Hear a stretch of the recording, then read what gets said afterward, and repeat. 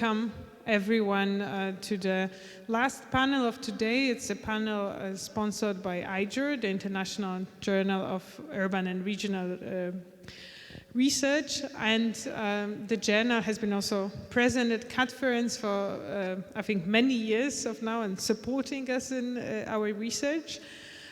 I also, before we get into the discussion, want to encourage all of you to submit papers to IJURR, to submit book reviews and intraviews, this new format of the reviews of books that are not written in English, so maybe in Hungarian or Estonian or Polish.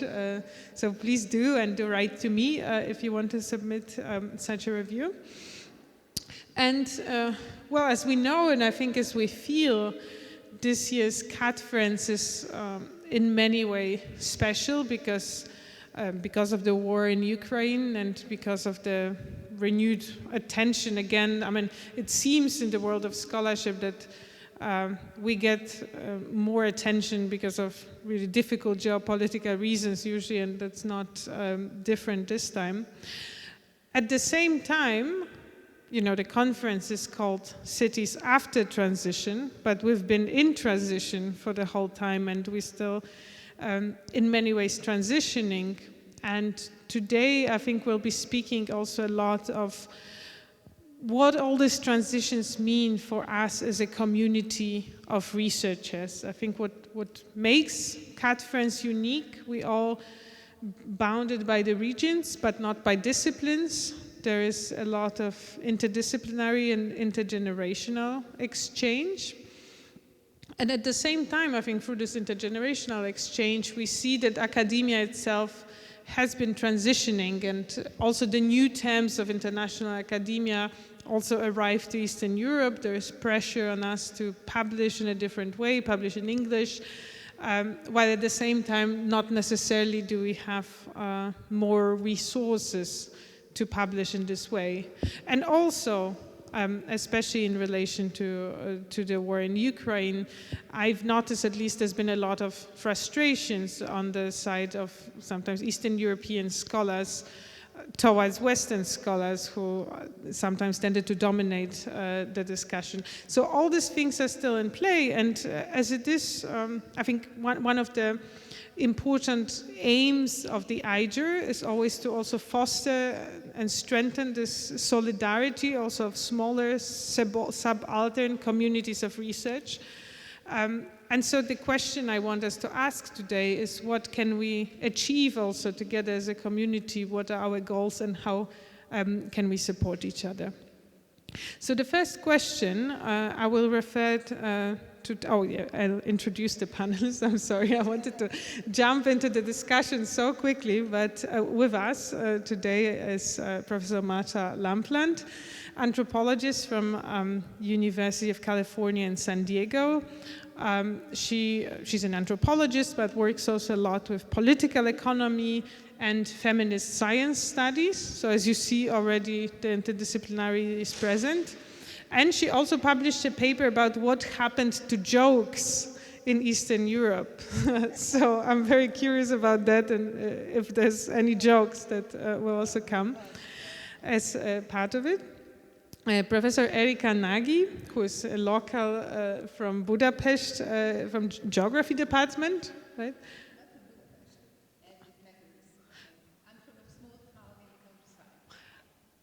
Exactly. It does matter. No, I support it. It does matter. So I'm sorry, she's not from Budapest originally, but from a small town in countryside. And I think especially in Eastern Europe, we also saw how the neoliberal transformation really changed the dynamic between small towns and a few big urban centers. And her research is on peripheral urbanization and uneven geographical development. So indeed, this matters. And Abel Polese, a political scientist from the University of Dublin, who also studies the transition. He's an editor himself of a journal called Studies of Transition States and Societies. And he also has an important function or role, took a role of translating between the terms of international academia and, among others, our community. Tomorrow he will offer some training I think, how to successfully crack the terms of international academia. Am I right? Yes.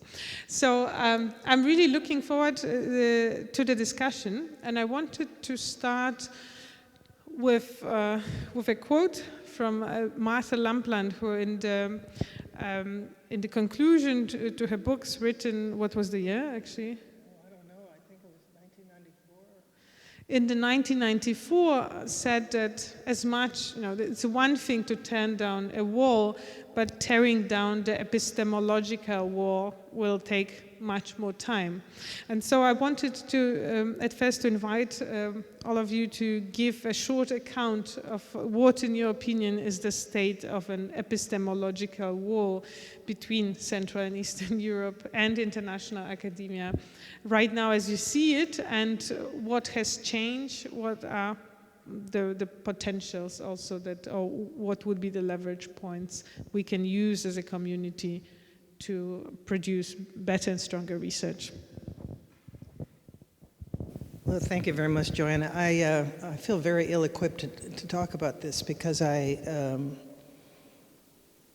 very pessimistic about this issue of the epistemological wall. I continue to be so, even though I'm very active in science studies and other work which is interdisciplinary. So I work in a community that is very, much more committed to a kind of a looser understanding of what should be the standards for certain kinds of scholarship, or a broader, more inclusive. But I guess I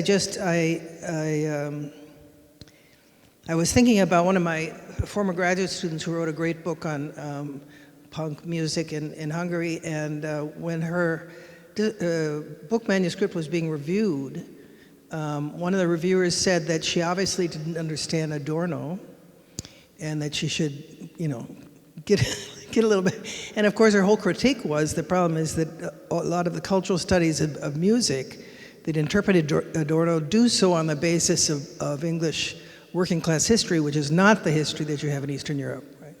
So you have this erasure, you have this assumption of a standard model or standard place that sets the terms for academic debates, and rather not thinking about it in terms of the actual dynamics of the community itself. I may be involved in a panel next year where we're going to try and pull together a lot of information about natural scientists in Eastern Europe, because there's this continual this tendency to kind of just it literally is almost a wall, that if you're not working in this particular region, it's completely invisible. I've long had this critique of Foucault and his understanding of state formation based on very different histories in Eastern European states, and it's very difficult to dislodge some of those problems. So I guess what I would say is that my hope would be that we could, in some sense, perhaps develop different kinds of forums, different kinds of websites, places where we could have much more control over the character of our scholarship in the sense of both writing quality and substance, because I'm not very optimistic about being able to break into some of these very hard and fast, well, first of all, prejudices about people in Eastern Europe, and secondly, the standards for a certain kind of academic production, which is just is getting worse and worse. It's becoming much more difficult to break out of because of the competition and the difficulty of the labor market, so that it means that people are expected to perform even much more specifically to the discipline. So anyway, those are very unrelated remarks, so let me turn it over to Erika. Erika, maybe now the account from the other side of the epistemological wall, from Hungary. How do you see it? Thank you so much. I'm supposed to represent geographers and East European scholars, and both are quite embarrassing because I'm definitely not qualified to represent everyone. Okay, should I speak aloud? Because, yeah, okay. This way? Is it okay? Okay, thank you so much. All right, let me start with a little personal story that is reflecting pretty much the epistemological wall or gap, whatever you call it.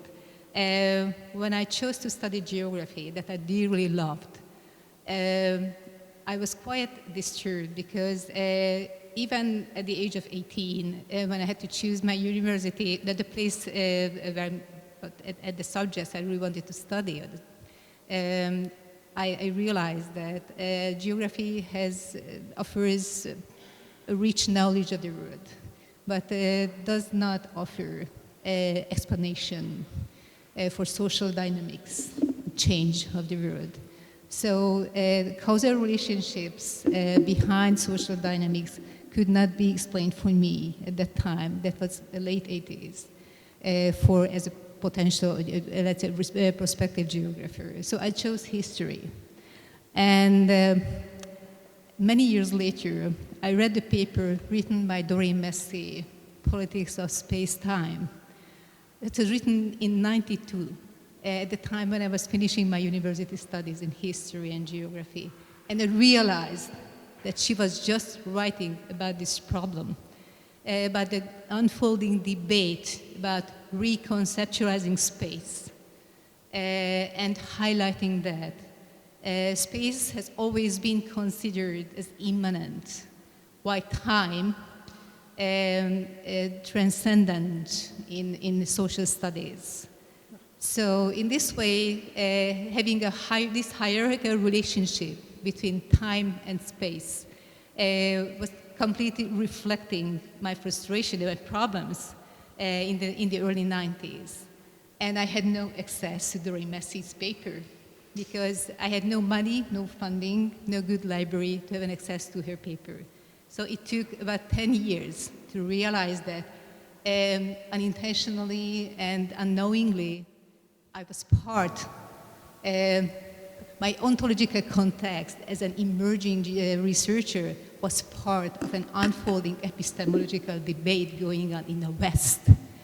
And continuing this line, certainly post-socialist transition in itself offered new explanations, new realms of discovery, even new ontologies for scientific inquiry, social scientific inquiry. For instance, as it was, written by Katrin Hirschelman and Alison Studying in the paper in the Antipode, another paper that had a pretty big impact on me because it made me realize that our ontology, our everyday life offers a new ontological context for understanding the world, find new epistemologies, new explanations for social dynamics, and that could offer, let's say, opportunities and space for scholars from the East, scholars with quite poor, let's say, institutional and financial, let's say, context, equipment, to be part of those debates. So what I think was very important for Central and East European scholars was, yes, it was working together. That was a point. And definitely urban studies was a field that was offering a shared thematic focus for many scholars to work together. And I think for learning from each other. For geographers, it was definitely an opportunity to work together with sociologists, economists, environmental scientists, and so on, and open up their minds and enrich the theoretical, let's say, groundings of geographical inquiry. Nevertheless, at the same time, it was also a source of new inequalities, because working in a team could also mean entering new hierarchies within the project context, within the context of the national academia, because you are either part of international networks or not, and it really matters in what way you are integrated into such networks. So it was an ambiguous process, yet it was opening up, I think, geographical thinking towards new theories and new thematic foci. Thank you so much. Sorry so much. Okay. Thank you. Thank you. Just two things that came to my mind in this thing immediately. This morning I was reading just on the run, I saw a post about the fact that education to writing actually de-teaches you writing. So when you start learning to write academic papers, academic writing, standard academic writing is so kind of homogeneous that actually people refer to certain standards and they lose the creativity in the process, which kind of matched something I was saying in a training when I was training last week people from Central Asia about publications, and they were like, how can we get into Western journals? And I was like, it's very mechanical, because at the end of the day, the English-speaking article is very, very standardized. And if you go away from those standards, either you are the Pablo Picasso of academia, or you won't be able to get into a journal, which basically decreativizes academia. And then the second thing was just right now, when I learned that to get the professor, you need to have 3 articles in 3 years or 4 articles in 3 years. It doesn't really matter how many. But the question is, why should we judge it by numbers? I mean, if I write a paper and I add all of you as co-authors, and you do the same, we're going to have 30 papers by the end of the year. And if each of you cites those papers, we're going to have thousands of citations by the end in 2 or 3 years. But there is no shortcut for quality. So we have this obsession about kind of getting into numbers and getting numbers higher and higher and higher, but we have no obsession for quality for some reason. And this is felt even more if you want to play to your divide on East and West. It's like Eastern Europe, it's just like we are the one backwards, so we have to demonstrate that we can do better. So we implement rules, EU rules, much better in Eastern European universities than in West European universities. Because East European universities, they need to demonstrate that they are capable to do this, that they are up to the standards. Whereas Western European universities many times just forget about those standards because they are completely kind of illogical. Just to give you an example, I mean, in a number of contexts, I mean, the procurement rules that are applied in Dublin, we have applied the rule that whereby if the company offers you a price which is higher than what you can find online, you can just buy online. You cannot do this in Estonia.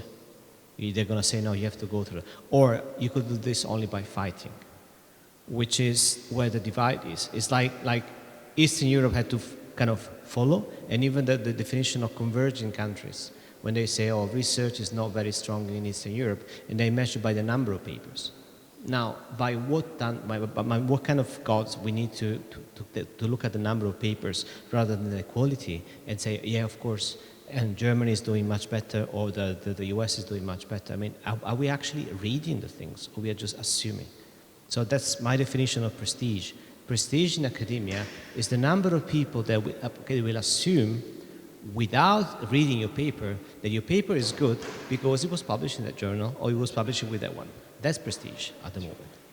And I think we should be a bit forward to that. So my book is not about teaching people how to kind of navigate the system and kind of get ergodynamic with the system, fly with the system. My book is about destroying the system. I mean, if everybody understands the rules of the game and they understand they don't make sense, then we have a different system, because there is no competitive advantage for the people that know the system. Absolutely, yeah.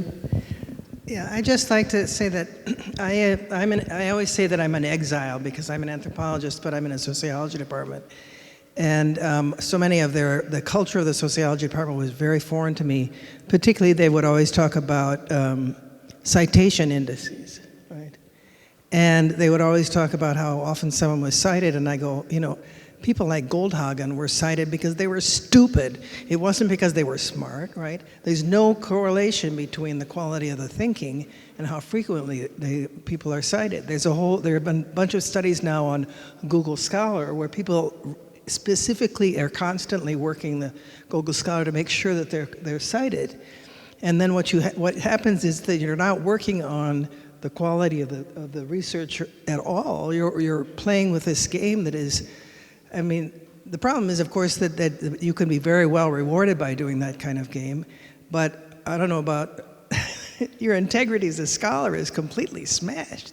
When I just don't think I find this extremely frustrating, and very frank will say that I'm consistently denied a raise because I don't write as much as my other colleagues, because I won't write a stupid article.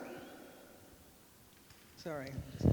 So I think what is very common now in the critique of academia international is the critique of certain professionalization that comes with quantification, algorithmization, and yeah, basically shifting, as you said, Abel, constantly shifting the focus from quantity to quality. And indeed, there's already research done by sociologists of science showing also the change in attitudes of scholars, that scholars are less willing to write risky papers, less willing to write collaborative papers because it takes longer, it might not work. In the end, you might lose your quantity that you're dependent on.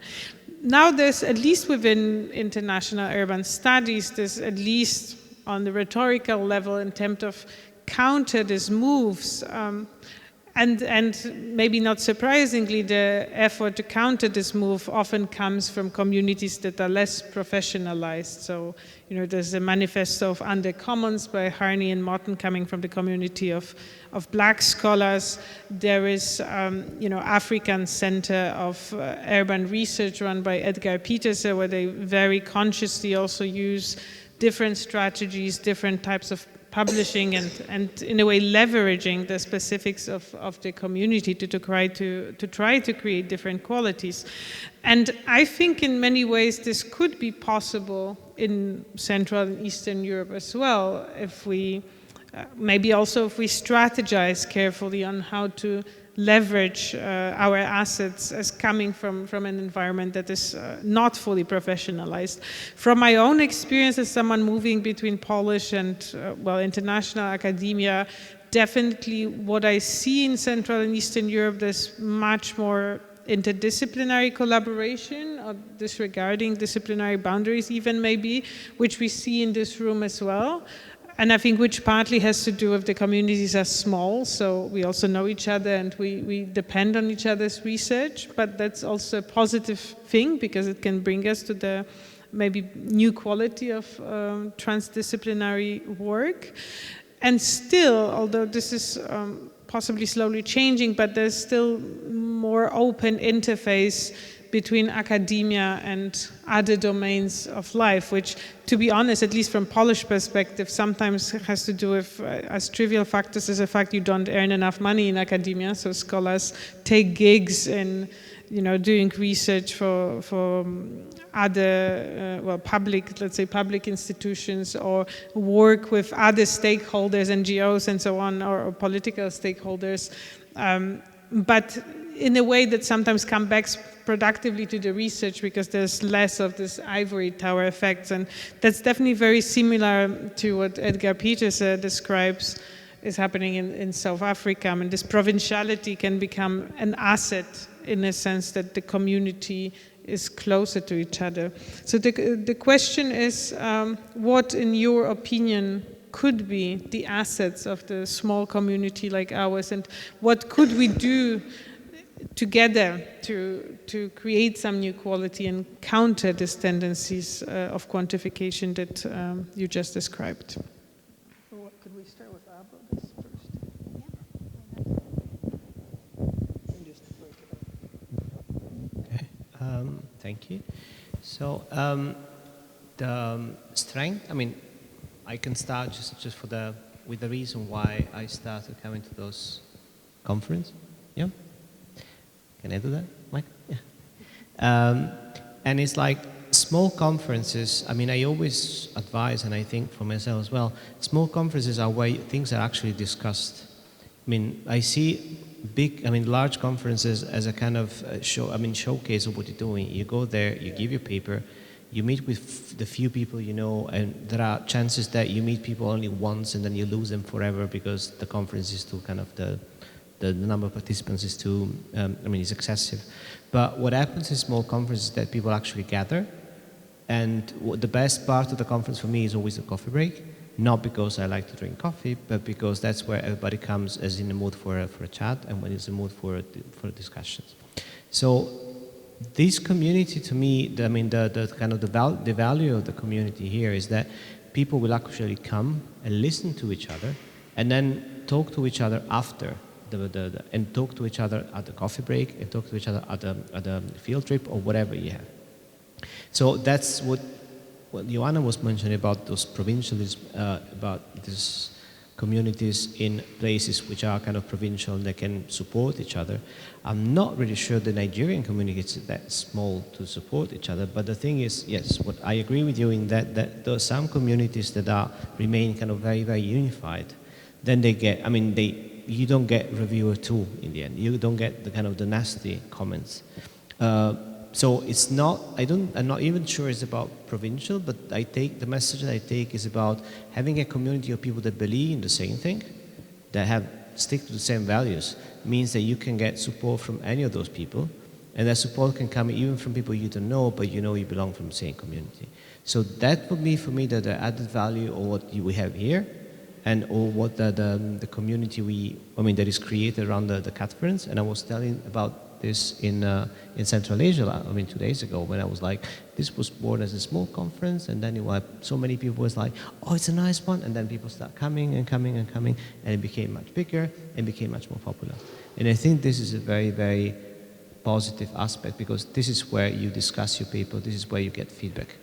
And you get feedback from people that are at the same time constructive but critical, and actually read what you're doing. So that's in brief what I...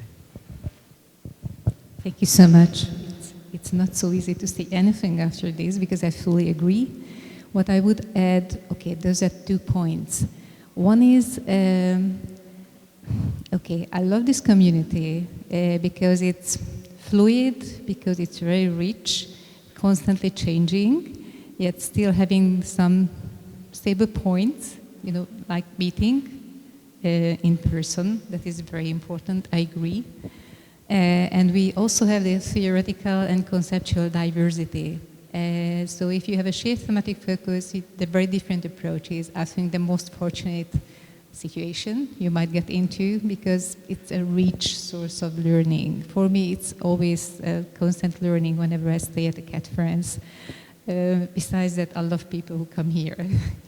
The other issue is the background of people coming here, because it's really a community of people coming from different places and very different contexts. And in this day, the best part was, I think, and likely my best experience in these months, was having people from Warhead Place and having people doing research with shared focus coming from the other countries. So people working on jointly and thinking together in the same session from the opposing sides of a war situation, coming together and thinking together, and I think that was a very good point in thinking together and working together in a community. So coming together from different backgrounds, it's another source of learning, because it could be a source of breaking down epistemological walls, but developing new shared platforms, not walls, but platforms and understandings, developing new definitions and new understandings, and this community and communities like this, it's a very good source for that. Yeah, these are my 2 points. Thank you. I just want to a little bit ask you to speak more about it, because I understand that one of the key possibility also that is now is this close collaboration between local scholars and international scholars. But as we know, this collaboration is both welcome and sometimes contentious. And of course, there's been in the past, or in some cases, tensions, or some local scholars perceived international scholars as just coming to get, to extract the knowledge and sell it in a way in the international academia. Or the other way around. I want to ask you, maybe with Erika, if you could speak a little bit more how you imagine, from a perspective of a person being here, a fruitful collaboration between scholars coming, let's say, from international academia. What would be in equal terms of collaboration? What would you wish for? Yeah, it's okay. It might take a lifetime to find out how to have more equal access to knowledge and discourses. and how to develop our own, share part of the personality as being part of such discourses. And yes, it's really difficult. Again, something very personal. I'm just back from Dublin, actually, from the Global Economic Geography Conference, and we were sitting in a panel at the very end of the conference, each giving an account of whatever had been told during the day. And no one I was the last speaker, and no one realized that I was the only one coming from a non-core context, not UK, not US, not Canada, and not Western Europe. It has not even been realized that there were no voices from non-core countries. Okay, how to change this situation? It's really difficult.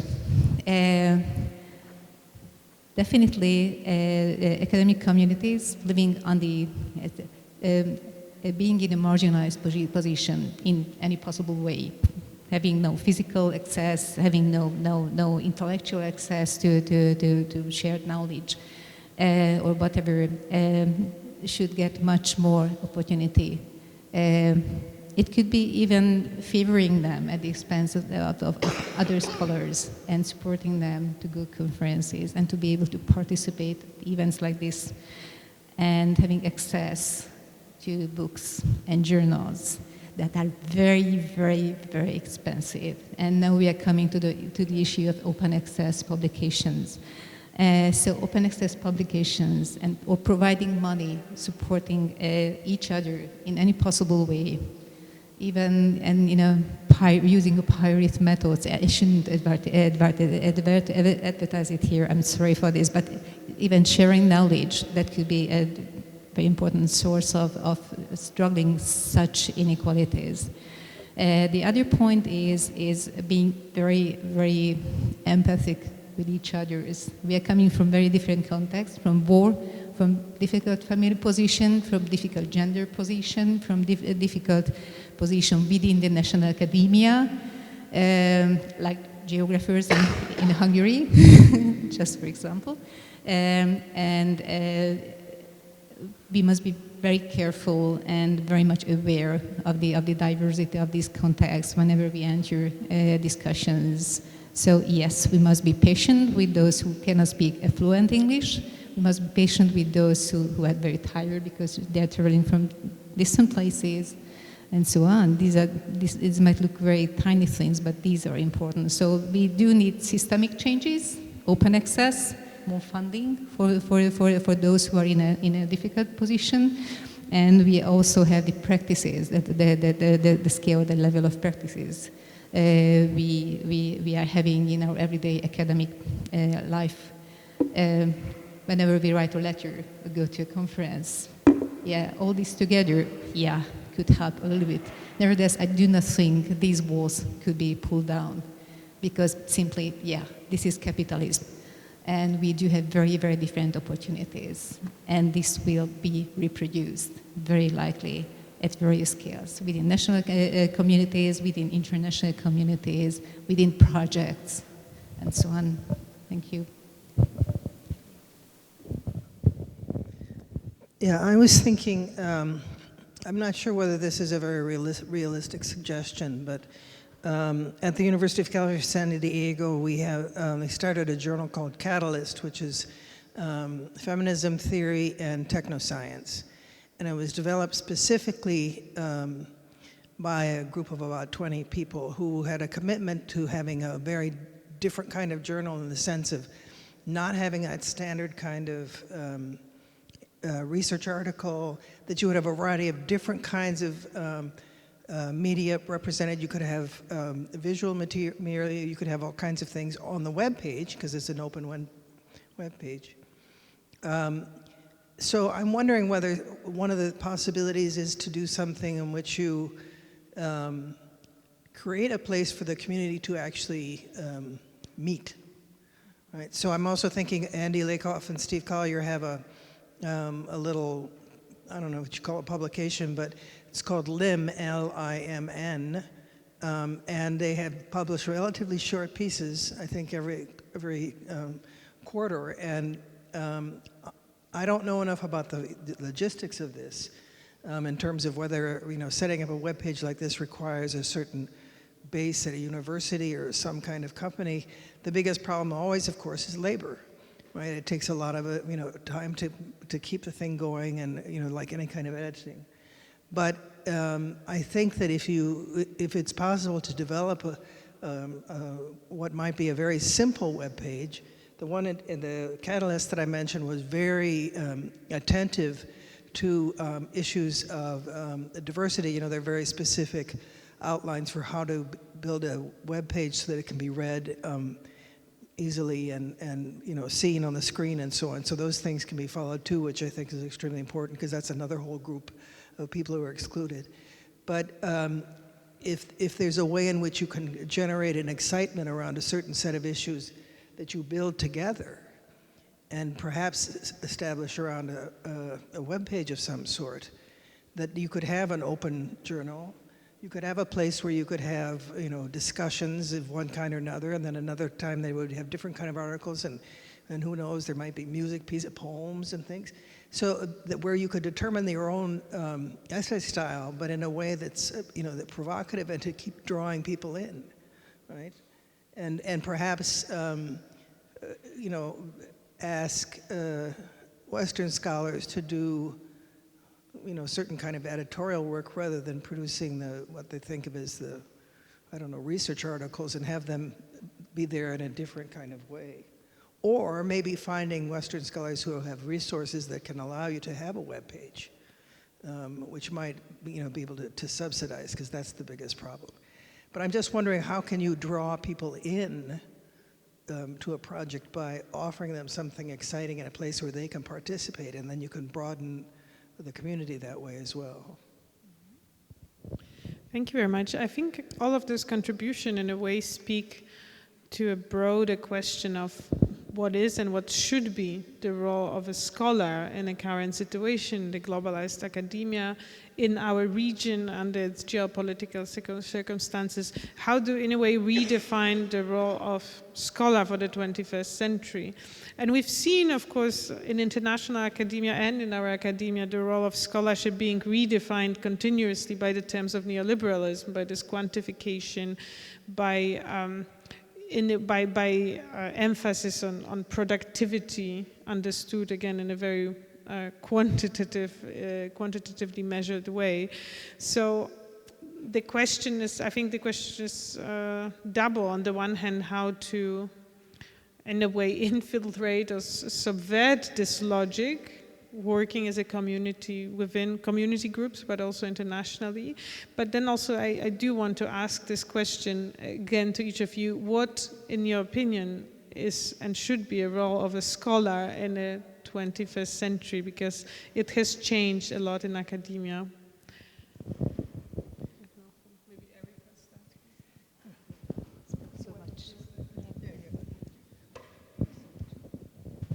Thank you so much. Wow, that's a difficult question. I can speak from my own position, coming from a periphery, being a geographer, being a woman, and belonging to the generation of the transition. For what the transformation of the East, the emergence of the global East, or whatever, if it exists, I'm not quite sure of that. So when the world was changing completely and thoroughly, from this position, it could be a question, what on the earth would I do differently if I look back to the last 25 years as a scholar? Yeah, I would be much more conscious of the context I'm working in. I would care much more about people who has no voice, and I think I would be much more fearful to fight for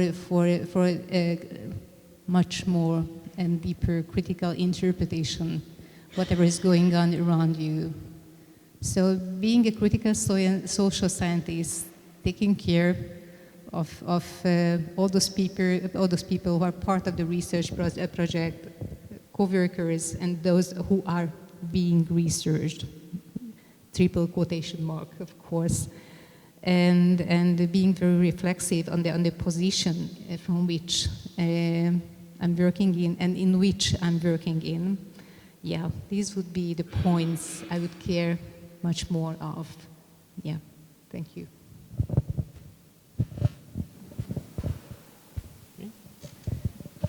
So I was intrigued by what you say about a journal accepting non-standard articles, because that's exactly where my thoughts were converging right now, just a second before you say that. And I was thinking, could be this the solution?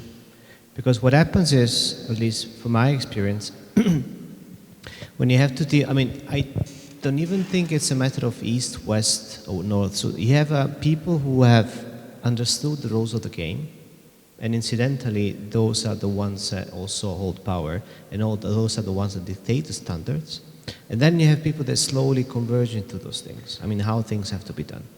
Now, there is a problem that, you're very welcome to contradict me, but whenever I have to review funding applications or papers from scholars from this circle, which incidentally happen to be from the south of the world, they have very big flaws in methodology.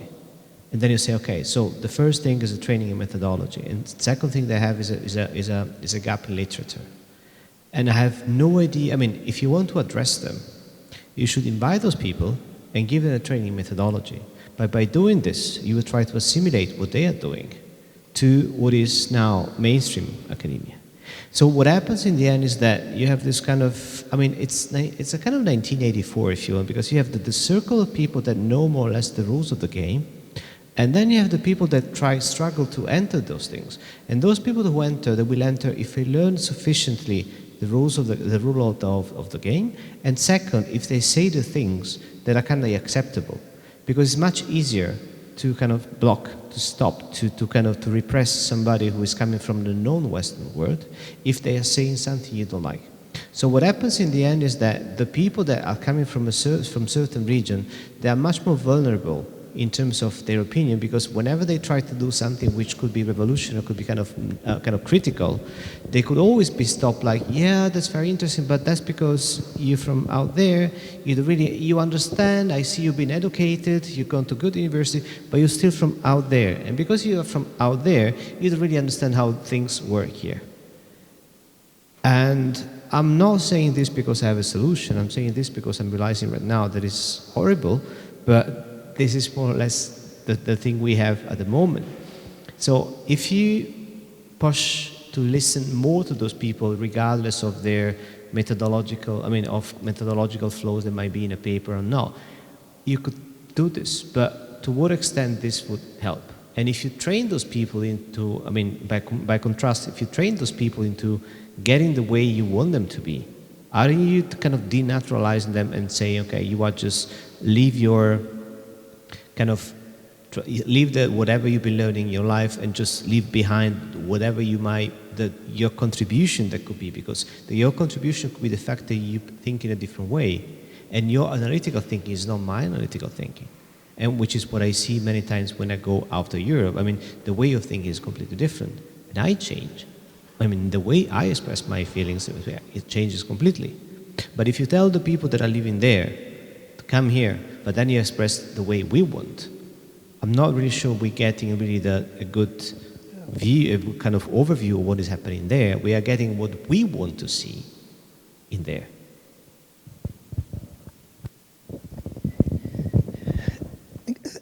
My problem is that I think that I was always impressed when I first came to Hungary that people who were doing social sciences always saw themselves as people who would contribute to public policy. Right? There was a very thin line between people who were doing academic work in a university context but also advising the state in all kinds of things, and that's not the case in the United States. There's a very strong division between academic work and people who do more policy work. You might have a lot of people trained in sociology who go off and work and do these kinds of things, but it's much worse in that sense, that it's very difficult to have unless you're in, I don't know, maybe political science or something, to have really kind of active careers in public policy and still maintain a certain position within the academy. Now, certainly there are people in our department in sociology who are doing a lot of work locally, so you can be very active in local politics, and that's very effective too. And particularly, you know, when you talk about issues of race and class that are so important to sociology. And I mean, I think part of the problem too is that, you know, I'm always telling everyone, the United States is outrageously parochial.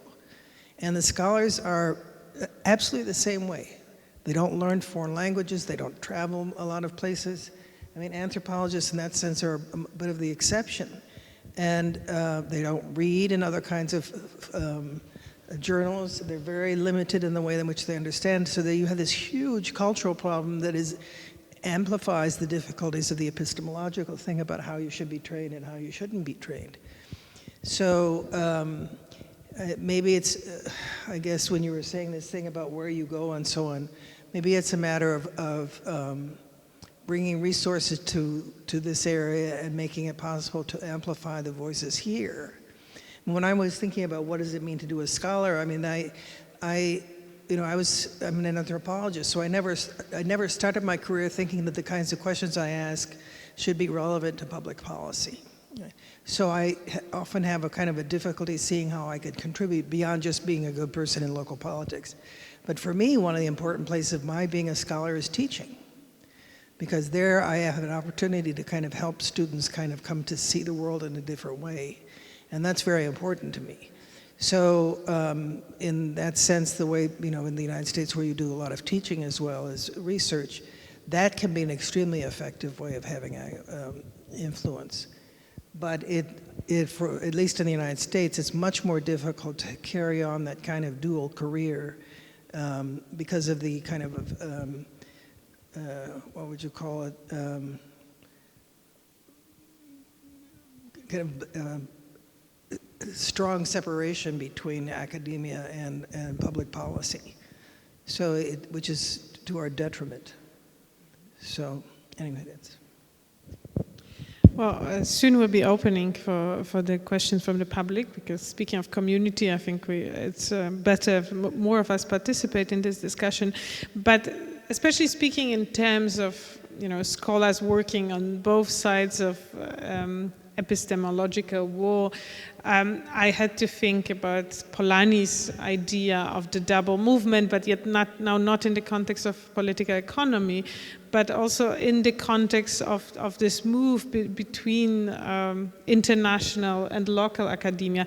Because it is true that there is a very clear power relation here, and that should not be denied. And it is true what Abel says, that in a way, the definition of success for Eastern European scholars to become more and more like UK or US scholar, which is not necessarily or not always maybe valuable when it comes to the content of the research and to these different ways of thinking that could be brought. At the same time, of all places within critical urban studies, so-called, or the type of research that IJURR, the journal I'm editor of and that sponsors the discussion, is very fond of, is also, you know, one could say the periphery striking back, right? I mean, and decolonizing, and often it happens at first on the level of empty rhetorics, and you say like we're going to decolonize by also reproducing the system, but at the same time this itself could be leveraged in this Machiavellian way that Abel is also referring to reclaim those epistemological terms, or at least to broaden the epistemological landscape of what counts as an excellent scholarship.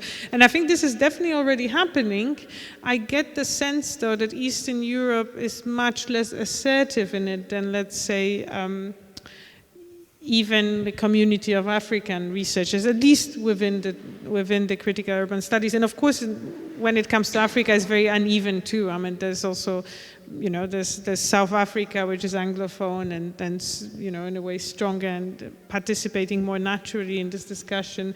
And then a lot of research on African cities that we never hear of. So it's not, and also within Eastern Europe, there's also grades and power divisions. However, I think I want to move to the public discussion on this tone of, periphery striking back, and the question also, what would be the epistemological terms that we would want to bring into international academia to make it, in a way, more genuinely international?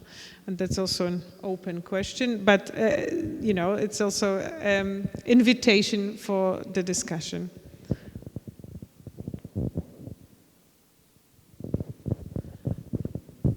Do you want to speak to it, Erika? I guess we're waiting for... Maybe I can speak. Okay, it's better to have this. Thank you so much. Judith is just sitting, right there, who is my colleague and who was organizing the Global Conference on Critical Geography in 2002 in Békéscsaba, in a small town in southeast Hungary, where we are coming from, actually.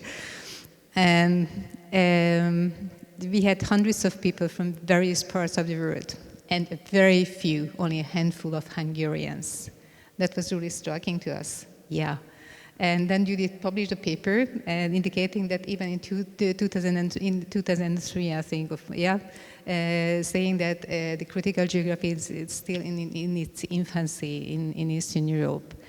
And I was part of this in a way, part of the conference, and whatever was changing after that, and what I could see, and Judith might not agree, she can give her opinion, is a slow but quiet,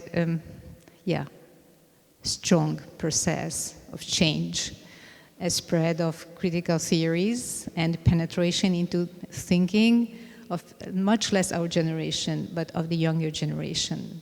So I would say that we did have, or still having, a critical turn that I think likely the most important process in the contemporary history of geography, at least in Hungary. Definitely, it's true, because it led to diversity in terms of theoretical grounding, in terms of methodology, and it took us to new disciplinary fields.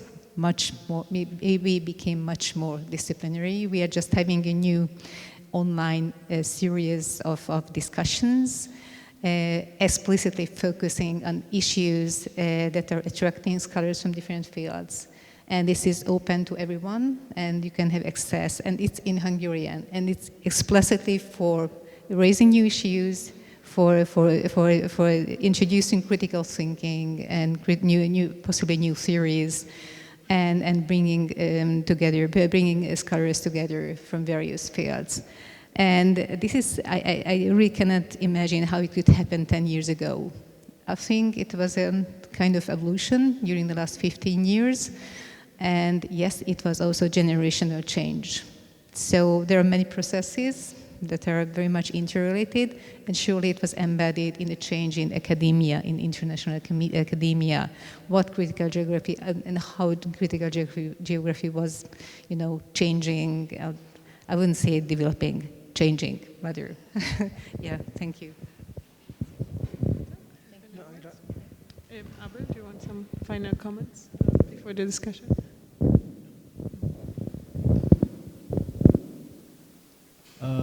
I just remember one thing when she was talking.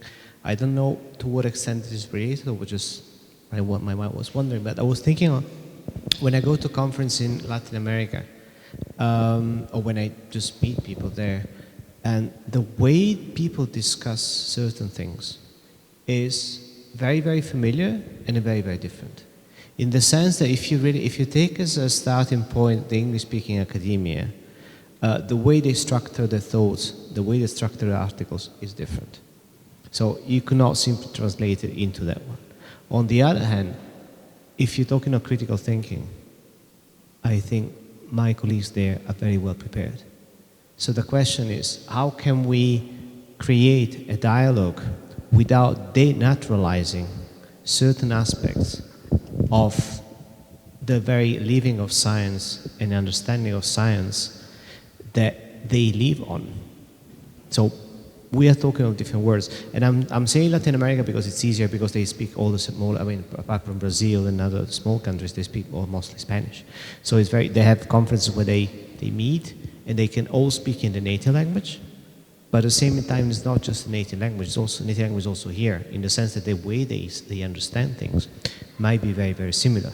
Also because of history, or struggle, the peasant struggle there. And this is something that I would like to keep. So it's not a matter of trying to integrate them here.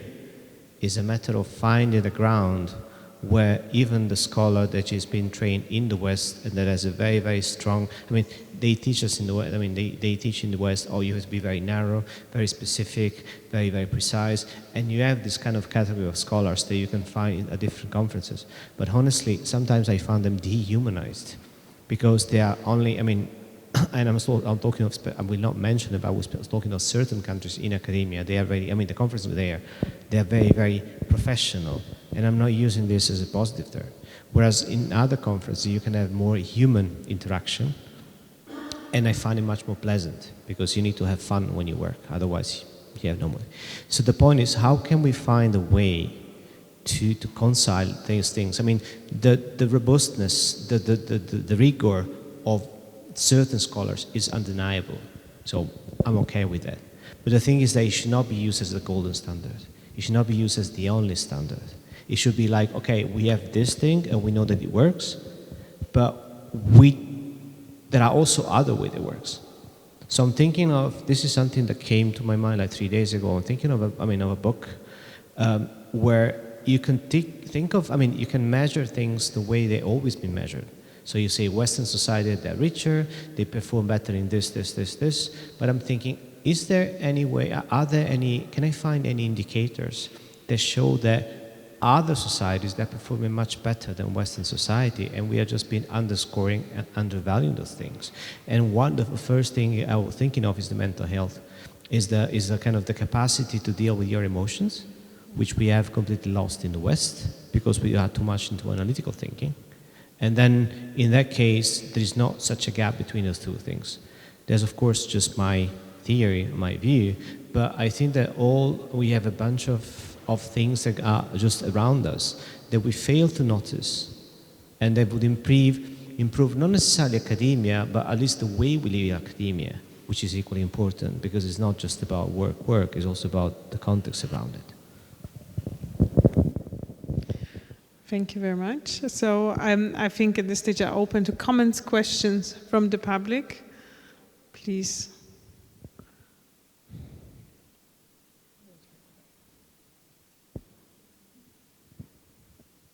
I'm sure you have a lot to say, but Ludek, I see you moving. No, my comments maybe.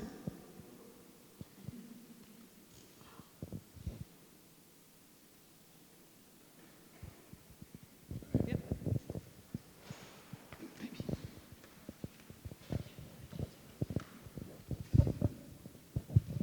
Thanks. It was very interesting to follow your discussion. And one thing that came to my mind several times was that the discussion is about how to catch up to large. Between the lines, I get the catch-up feeling here, but at the same time, I realize the criticism against that same notion. However, there's one more aspect that I think is a little bit of an elephant in the room here, and that is that authoritarianism goes counter to critical thinking, and it goes counter to critical scholarship. And authoritarianism is spreading in many countries, particularly in Central and especially in Eastern Europe. Eastern Europe, for me, defined as further east than Poland. What are your reflections on that? Is that going to contribute to further exclusion of scholarship coming from the eastern parts of Central and Eastern Europe in particular, or are there ways to overcome this problem? I realize it's a very big and difficult question, but anyway. I just want to summarize it. I think it throws us back in a sense to a question of what is the role of a scholar within also this context. And, you know, it's in a way, it's not the first time that Eastern European scholars deal with this question, right? Yeah, I mean, I was thinking a bit about this when Erica was speaking, because it's been my experience, I don't know, over the last 10, let me start over. When I came here and to teach at CU and be here for a while, for about 9 months in 2018, and it was striking to realize that a whole generation of sociologists, or people who are in, you know, kind of the social sciences, Hungarians had completely left the country. They'd gone to the West, and there was this gap of people who, you know, there were younger people coming up. So there was this very strange sense of not having the reproduction of a certain kind of sense of a local community. And frankly, in my opinion, because of the current context of authoritarianism, it's even worse. I mean, I'm constantly hearing stories of people having trouble staying in the academy, and frankly, I think for a large majority of Hungarian students who have some possibility of studying abroad, they'll just leave. And I'm very pessimistic about the ability of the country to reproduce itself in a accommodative way. I mean, we certainly are in the United States facing this real constitutional crisis about authoritarianism, but we don't have the same difficulties of very personal attacks and very pointed forms of retribution yet in the United States. So that's different, but it's frightening. Thank you so much. Thank you. Just 2 points. When you get in the morning, try not to get desperate each morning when you get up. This was my very first thought. The second point was a self-critique of social scientists that was emerging after the latest elections, parliamentary elections in Hungary. It was very much about how to kill. We possessed all the knowledge to avoid the further unfolding of the authoritarian regime we live in, yet we did not communicate it successfully. And what is even worse, we could not communicate it to the society. We couldn't pick up the threats leading to various communities, networks, local communities, individual people. And the biggest challenge is to find out how to gain or how to get the external validity of the social research. And when I'm speaking about external validity, is the most important thing, the paramount thing in external validity is helping the growing group of poor people to get to relevant information and support them to be able to reflect to their own position and raise their voice. Yeah, that's it. Thank you. Okay. Shall I reply? Okay, 2 things. I mean, Michael is opening a Pandora box, so I don't want to get into that too much, but so I'll give you 2 lateral thoughts that came to my mind when you were talking. The first thing is something I used to say, and I still say when I do trainings between Asia and Europe, and when I have the classical situation where the Europeans are like, oh my God, but Asians don't speak. And I'm like, no, they do. You just say you don't listen.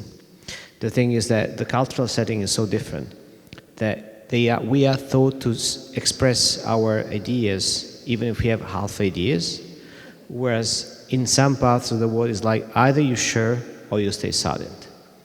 So whenever you have a training which is dominated by Western people, where they speak a lot, and it's nice speaking a lot, even if you know half things, you enjoy it. I mean, I enjoy long conversation with friends at bars. But the thing is that once you have this kind of training, you should specialize also in the art of listening and the art of reading without kind of the art of reading the hearts and the people without necessarily have to listen to the words. That's the first thing. The second thing is that you talk of, I mean, in my book project that came to my mind only 3 days ago, you talk of authoritarianism. Now, I would like, I'm not saying, I don't agree and I don't disagree, but I'm just thinking that I'm trying to go beyond some kind of sort of anthropocentric vision of the world, because I think this is what has brought us so far and has brought to a very, very, I mean, a very sore situation. So my point is now, I'm not even sure at this stage whether this is a good or a bad thing. I mean, we tend to talk normatively as authoritarianism as something bad because it certainly leads certain things. But the thing is also you can talk bad of other situations where we officially have democracies, and they are not better off than those situations in other things. So the thing is, at the end of the day, is what is your final goal? If your final goal is this one, then yes, we can be sure that democracy works better than this thing. But in other situations, I'm not sure. Just to be clear, the book that I'm still thinking is called Ecological Dictatorship. So it's not about, I'm not very much into kind of we should decide altogether. It's really about we have screwed the world, so there is something that has to be done and fast. I understand this is controversial, but you started it.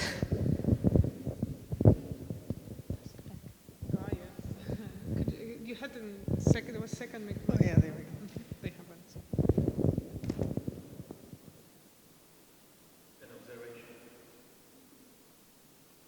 An observation and question. Observation. It seems to me that the average age of the participants here is a bit different from the average age of the participants in the whole conference. The young are missing here. Why do you think? Why do you think it's like that? I didn't understand average age of what, I'm sorry. Average You mean the age young of- are missing on average age the of podium us or in the being room? Here. Average age of us being here, not you down there, but us here. Much younger than us. Very definitely, yeah. Much younger than us, I think. Yeah, I don't mean younger than you, but I think on this conference there's been a lot of young people, you know, at the beginning of their career, during the PhD, needing to go and publish in journals like IJURR, getting involved in discussions. And you did, I think, when we were doing work in 90s and so on, we tried to go and learn and listen. You know, I just think that they are missing here. That it tells something about the changing. You know, I was just looking around myself, and I haven't found young people which I see here or on the corridor on the presentation. Why is it? Well, who knows? I mean, maybe it's like Abel is saying, they already cracked the informal part and planning subversion from, you know, from the real headquarters of future academia. Who knows? But I don't know if any of you want to speak to that specifically. I didn't understand what you had to say. I'm hard of hearing. That young people are missing from the public here, apparently. Not from the conference, but from this specific.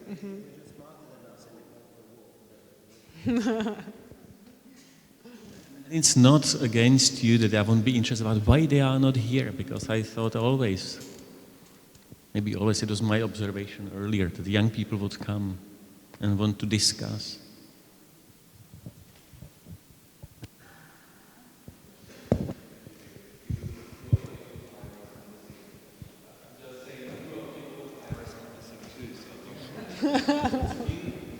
I just wanted to say a few of the old-timers are missing too, and of the regular attendance of this conference. And some, you know, of the long-established professors who visit here regularly. So I'm not sure whether this is an age question, but what I think it refers to, maybe, I'm just guessing, is the question what the common intellectual project of this community is, right?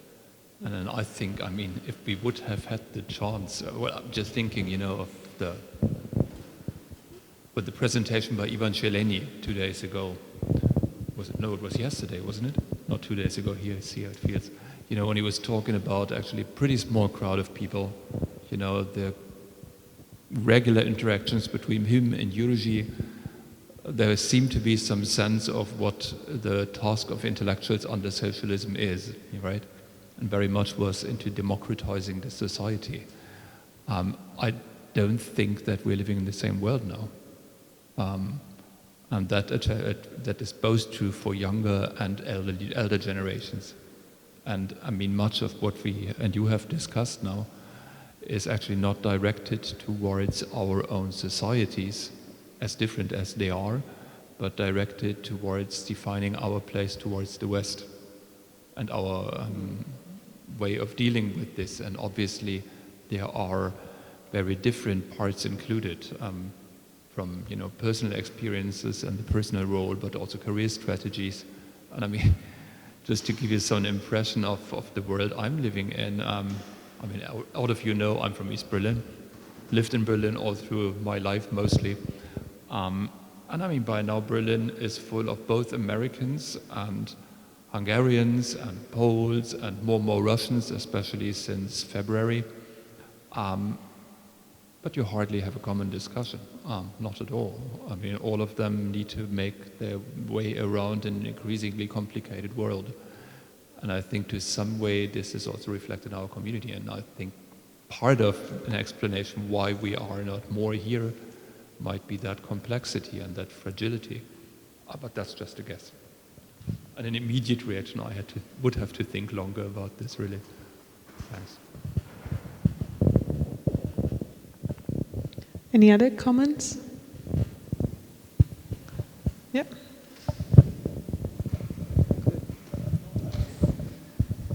On behalf of the younger people here, I also wanted to maybe raise the question of the precarious situations that young researchers, especially young researchers from Eastern European countries, found themselves in. For instance, I'm from Ukraine and I work for the institution, and it's an interesting institution because simultaneously we occupy all of these different positions. Legally, we are an NGO, so we are part of a civil society. But also we do research, and we sometimes take tasks and work that academia should do. And we do this research and produce some sort of knowledge, but also simultaneously we are doing some policy analysis. So we are juggling all of these identities, and we are struggling to find funding for us to both do what we are interested in, but also to be useful in our communities. And it is a precarious situation. It's not always easy for us to find funding, not always easy for us to keep all of those identities. And it is also, I think, part of the reason that sometimes we lack our local grounded knowledge about what is going on in, for example, Ukrainian cities. And that, I think, is something that we have to work on, maybe, to provide our new local and grounded knowledge about what is going on in Ukraine, for example, in other cities, in other countries as well. Yeah, but yeah, there are some, I'm just thinking about all of these institutional difficulties that we as young researchers from peripheries have to overcome. Thank you very much. That's a very valuable comment. Anyone else, or shall we close and indeed move to the informal discussions? There's one at the very back.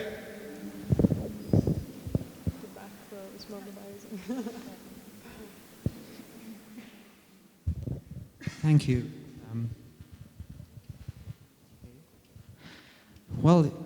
Just a comment.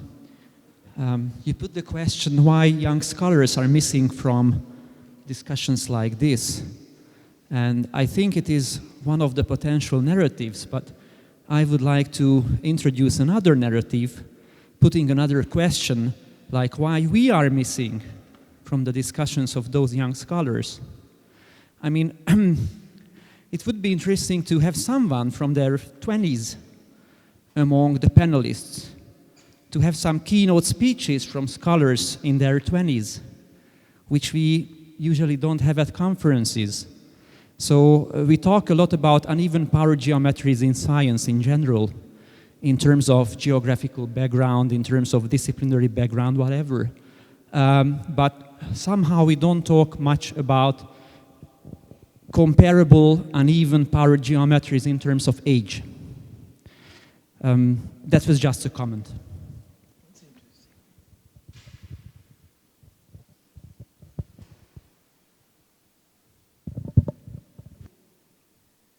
Anyone wants to respond to it? Or?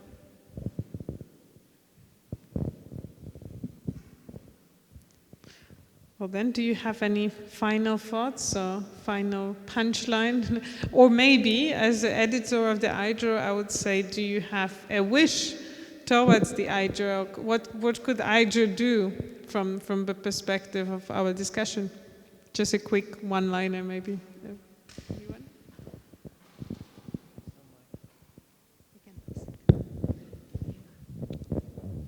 What should the journal do?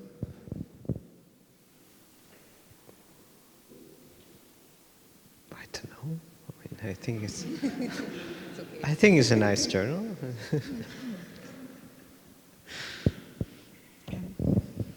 Would you like? Just go ahead. Yeah, I was just going to suggest an encouraging of more genre, a variety of different genre, poems even, for example. You know, to start incorporating that kind of different perspective so that people could bring in different voices in that way too.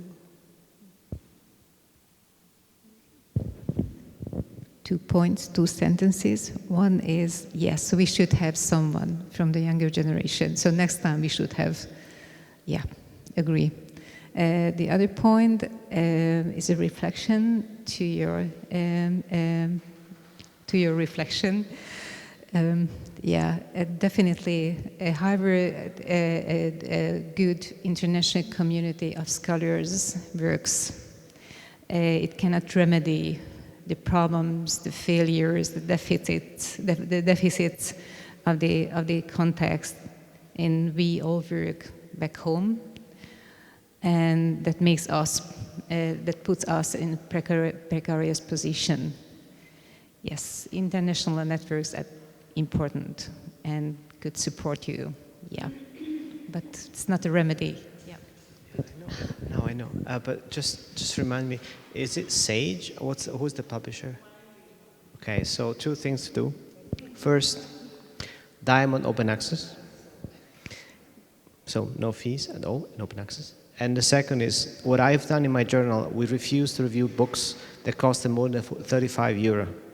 Because we say, we're not gonna kind of, I mean, I'm sorry, very nice books, but I'm not promoting the commercial publishers. I mean, we just have a ban. So if they cost more, I mean, if the company manage with the business model and keeps price kind of democratic, then we review them. That's the... Cool. Yeah. Good, it's really cool. Well, as a book review editor, I might take up on it. So thank you for the sharing knowledge, and thank you to all of you for contributing to the discussion. And as we said, our strength in this region was always informality. So let's enjoy the real discussions happening. Thank you.